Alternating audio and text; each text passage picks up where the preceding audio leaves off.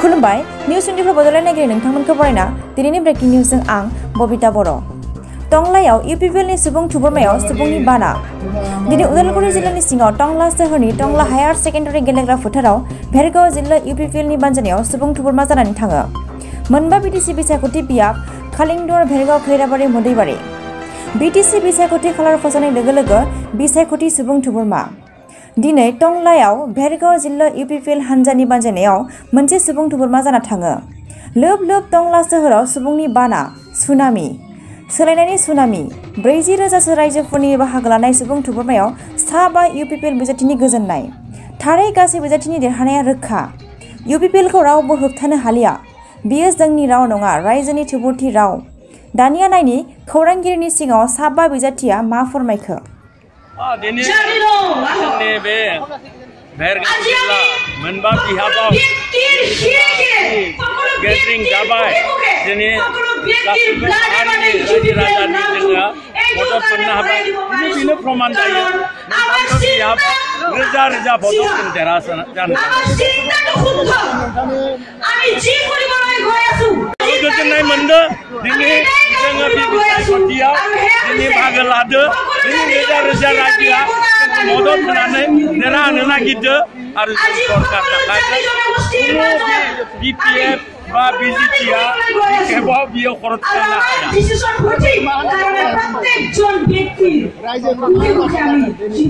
दिनै आं बेखौनो खावलायनो नागिरदों जाबायदि जोंहा जोंनि दिनैनि बे माबायाव रायजोनि जों मदद मोननो हाबाय। जोङो बेबायदिनो जोंहा फैगोन मासनि 7 तारिखआव बिसायख'थिया जानो थांगासिनो दङ। जाहाथे नोंथांमोना लास्ट खेबनि थाखाय बहुद खस्थ' खालामबाय। जाहाथे बयबो नोंथांमोननि बेसेन गोनां भटखौ होनायनि खाबुखौ लानांगौ आरो खेबसेनि थाखाय जोंनि इउपिपिएल हानजानि ट्रेक्टरनि सावगारियाव भटखौ होनानै जोंनि गासैबो 40टा समष्टिनि बिजाथिफोरखौ रोजा रोजा भटआव देरहासार खालामनो आङो खावलायो।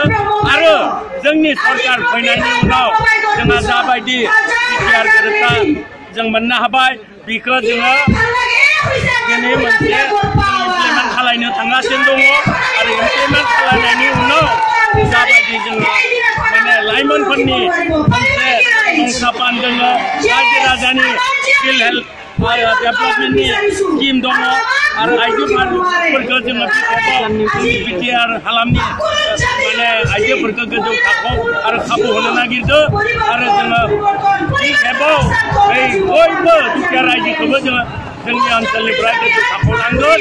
बेनिखायनो नोंथांमोना बयबो नोंथांमोननि बेसेन गोनां भटखौ इउपिपिएलनि ट्रेक्टरनि सावगारियाव होदो आरो जोङो मोजां सरकार नोंथांमोननो थांगासिनो। इउपिपिएल जिंदाबाद इउपिपिएल जिंदाबाद आरो बेयो दिनै भेरगाव थानाय मोनबा যিহেতুকে সময় কম আপোনালোকে ৰ'দত থিয় হৈ আছে।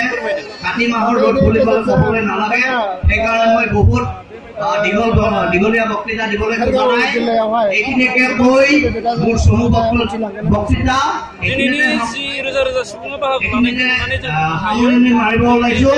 যিহেতুকে আমাৰ এইটো মুদৈবাৰী সমষ্টি 25 নম্বৰ মুদৈবাৰী সমষ্টিৰ কেণ্ডিডেট भेरगाव जिल्ला इउपिपिएल हानजायाव रोजा रोजा सुबुंनि गेजेराव सुबुंफोरा हाबाफारि लागासिनो दङ। बेहाय नोंथांमोना माबायदि मोनदों?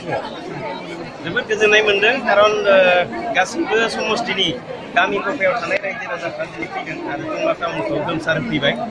जोङो फोरमान मोनबाय जे गमामायैनो रायजो राजाफ्रा गुबुन गुबुन हारिनि जायफोर मानसिफोर गासिबो इउपिपिएल दोलोखौ बजबनानै लादों आरो फैबाय थानाय इलेक्सनाव माने इउपिपिएलखौ लाबोनो थाखाय बयबो रायजो राजाफ्रा थियारि जादों। बेनि थाखायनो जोबोद गोजोननाय मोनदों आरो साबायखरबो बावहरदों आं जायफोर बिथांमोना दिनैनियावहाय बाहागो लाफैदों। हरखाबैनो मैयासो फोसावबाय इलेक्सन डेटखौ। बे समाव बेसेबां गोजोननाय दङ नोंथाङा? गमामायैनो जोङो थाबैनो इलेक्सनखौ लुबैबाय थाखादोंमोन आरो जोङो इलेक्सननि थाखाय जेरैबायदि प्रिपेरेसन जानांगौ जोङो सम्पुर्ण भाबै प्रिपेयार जानानै दङ आरो मैया जिहेतु माने डेटखौ घोषणा खालामबाय दा बेवहाय जोङो गोजोननाय दङ। थाबैनो इलेक्सना जानांगौ। गोबाव दिन जों इलेक्सन केम्पेइन खालामबाय आरो केम्पेइन खालामनांगौ दङ होननानै जों सानाखै। खैराबारि टंला हरिसिंगा बिजेपिआ लोब लोबैनो मिटिं खुंफैदों। बेयावहाय इउपिपिएलनि माबाफोर खहा जानो हागौ नामा? बेनि बेनि सायाव नोंथाङा मा बुंगोन? आं बिदि रोखोमनि जेबो अनुभव खालामाखै दिनैनि तारिखाव UPPL खौनो एकमात्र मोनसेल' राजखान्थि दोलो होननानै सानदों जायफोरानोखि माने पावाराव फैनो हायो जाय दोलोआनोखि पावाराव फैनो हायो बे जाबाय मा UPPL दोलो दा बेखौनो रायजो राजाफ्रा गुबुन गुबुन हारि माहारिनि मानसिफ्राबो UPPL दोलोखौ बजबनानै लादों आरो UPPL सरकार बानायगोना खारनां जाखाबाय माने 30 निफ्राय 35 सीट मोननानै UPPL सरकार बानायनो थांगासिनो दङ दा बेनिखायनो बेवहाय जेबो सन्देह गैया UPPL सरकार बानायगोन आरो जोंनि भेरगाव साब डिभिजननि मोनबा समष्टि दङ मोनबा समष्टियावबो देरहागोन उदालगुरिनिफ्राय 10टा समष्टि दङ जोङो 10टा समष्टियावबो देरहानो थाखाय जों रेडि जानानै दङ आरो गासै BTC ओनसोलाव 40टा समष्टियाव जोंनिनो बांसिन सीटआ फैगोन मोननै मोनथाम सोरबा मोननो हागौ नाथाय गुबुन दोलो सोरहाबा बेबायदि रोखोमनि गोहोम दोंसोयो होननानै जों सानाखै रोजा रोजा सुबुङा जिहेतु UPPL हांख्रायनाय लेखा फैदों बेयो मानो थाखाय जादों होनना नोंथाङा बुंनो थाङा मोनसे सोलायनाय लुबैदों मानसिफ्रा आरो गोदानखौ बयबो लुबैयो दिनै मोनसे परिबर्तन लुबैदों गोदान दिनै सरकार फैनो थांगासिनो दङ बेवहाय गोदान नीति जागोन गोदान मानसिफ्रा संस्थापन मोनगोन बेवहाय उन्नयन जागोन डेभेलपमेन्ट जागोन जनजाति जनगोष्ठीफ्रा अधिकार मोनगोन बिनि थाखायनो दिनै बयबो UPPL दोलोआव फैगासिनो दङ दा बेनिखाय जोङो बिथांमोनखौबो साबायखर होदों बयबो फै खावलायदों दिनै सरकार दानायाव बयबो अंखिदार जानांगौ बाहागो लानांगौ आरो बिनिफ्राय गाबोन गोदान जि मोनसे परिबर्तन फैगोन जि मोनसे गोदान थासारि फैगोन बेवहाय बयबो अंखिदार जानांगौ जों बेखौ बयखौबो हांख्रायदों आरो नोंथांमोनखौ BJP एलायन्स दङ होननानै हाग्रामा महिलारि सरकारा बुंगासिनो आं बेखौ एसेबां मानि बाथ्रा मिथिया हाग्रामाया जिखि बुङा मानो बिथांमोनजों एलायन्स जोंजों जुदि एलायन्स दङ होनना बुङोब्ला गिबियाव बिथांमोननि जितु एलायन्स दङ दिसपुराव बेखौ सेट खालामग्रो बेखौ भंग खालामग्रो नङाबा बिथांमोना ओरैनो एग्रे बाग्रे बाथ्रा बुङोब्लाथ' जाया दिनै बिथांमोना इलेक्सन केम्पेइनाव BJPआ हाग्रामाखौ हिमन्त बिश्व शर्माया रायदों हिमन्तखौ चन्दन ब्रह्मआ रायदों हाग्रामाया रायदों बिसोरो मायाबा मेकुरि होननानै बुंलायदों मायाबा फैसा जालायनायनि बाथ्रा होनदों दा बेबायदियाव जोंहा जेबो बुंनांगौ गैया जोंहा जेबो बेबायदि रावजोंबो बे रोखोमनि दिनैसिम एलायन्स जायाखै UPPLआ हारसिङैनो इलेक्सनाव गेलेदों आरो UPPLआ हारसिङैनो सरकार बानायनो थांगासिनो दङ दा बिनि जेबो गोनो गोथो गैया UPPLआनो सरकार बानायगोन सोरजोंबा एलायन्स बानायनायनि बाथ्रा फैयाखै आरो नैबे बाथ्राया स्पष्ट जे दिनै एलायन्स जुदि दङब्ला दिल्ली आरो दिसपुराव BPF और BJP से एलायंस दो समाज की ओर से BTR एकॉर्ड का हार्दिक स्वागत करते हैं। साथियों, ये इलेक्शन सिर्फ इलेक्शन नहीं है, हमारे लिए एक आंदोलन है। हमें हमारा हक लेना है जो हक 17 साल में BPF ने हमें नहीं दिया है। हम आप सबसे ये निवेदन करते हैं कि इस आंदोलन में आप सब जुड़िए और UPPL पार्टी को ढेर सारा वोट दीजिए, खुद दीजिए और साथ में अपने अपने साथियों को भी दिलाइए। हमारे 5 कैंडिडेट यहाँ उपस्थित हैं, उन्हें भी अपना अपना वोट देकर विजय कीजिए। और मैं आप सबकी उपस्थिति से एक बात तो तय हो गया कि सर भेरगांव सब डिवीजन का जो हमारा 5 सीटें हैं, ये 5 के 5 हम जीत रहे हैं। और मैं आप सभी से ज्यादा नहीं कहना कुछ चाहता हूँ, बस आप सभी से निवेदन है कि 7 तारीख को हमारे जिला में जो हमारे इलेक्शन है उसमें हमारे UPPL पार्टी के 3 सेक्टर के छत पे आप सभी अपना अपना मत दीजिए और हमारा पार्टी को विजय कीजिए। मैं और बहुत ज्यादा नहीं बोलना चाहूँ, इतना ही मैं अपने वाणी को विराम देते हुए आप सभी को फिर से नमस्कार। হেমন্ত বিশ্ব শৰ্মা চোৱাৰ কাৰণে এডুকেট ক্যাম্প মানে উপস্থিতি হৈছিল কিন্তু ইয়াৰ পিছতে ভাষণ ৰাখিবলৈ মই আহ্বান জনাইছো অল বিটিআৰ গোৰ্খা সমাজৰ সভাপতি মাননীয় দীপক নিৰলা ডাঙৰীয়া তেখেতক আমাৰ সন্মুখে ভাষণ ৰাখিবলৈ আহ্বান জনাইছো। আমি কাম কৰি পানীয়ে প্ৰাণ প্ৰত্যেক ৰাইজক ঘৰে ঘৰে পানীৰ ব্যৱস্থা কৰা ৰাইজক বা মাটিৰ পট্টা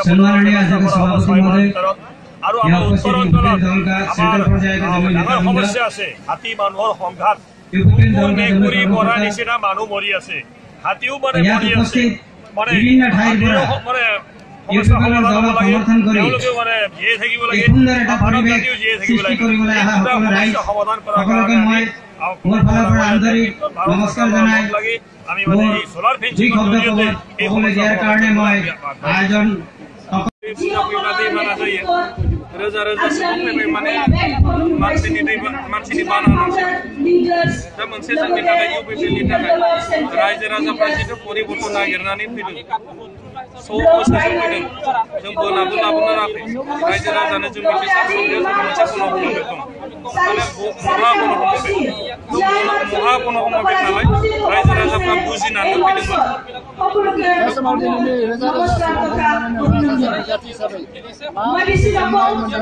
जेहेतु रायजो राजाया गोजोननानै फैदों गोजोननाय फैनानै फैदों बे प्रेसिडेन्ट हिसाबै आंल' नङा जोंनि गुबुन सुबुंफोराबो बेहाय हाजासे गोजोननाय दं